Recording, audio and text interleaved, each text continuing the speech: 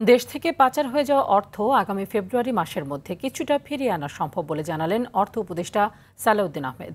সচিবালয়ে সরকারি ক্রয় সংক্রান্ত উপদেষ্টা পরিষদ কমিটির সভা শেষে অর্থ উপদেষ্টা কথা জানান। তিনি আরও বলেন, পাচার হয়ে যাওয়া অর্থ ফিরিয়ে আনতে আন্তর্জাতিক আইন অনুযায়ী বিভিন্ন দেশ ও সংস্থার সাথে আলোচনা চালিয়ে যাচ্ছে সরকার, অনেক দূর পর্যন্ত অগ্রসর হয়েছে। রাজনৈতিক সরকারের উচিত এই ধারাবাহিকতা বজায় রাখা। নিত্যপণ্য প্রসঙ্গে তিনি বলেন, দাম কিছুটা কমেছে, বাজার স্থিতিশীল রয়েছে, তবে পাইকার ও মজুতদাররা প্রভাব বিস্তারের চেষ্টা করছে।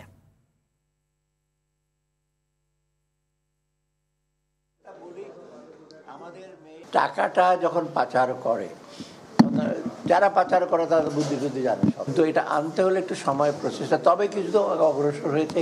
আর অনেক লিগাল ফার্মের সাথে আলোচনা করা হচ্ছে, তারপর অনেক এজেন্সির সাথে আলোচনা, অনেক দূর কোথায় এগোচ্ছে।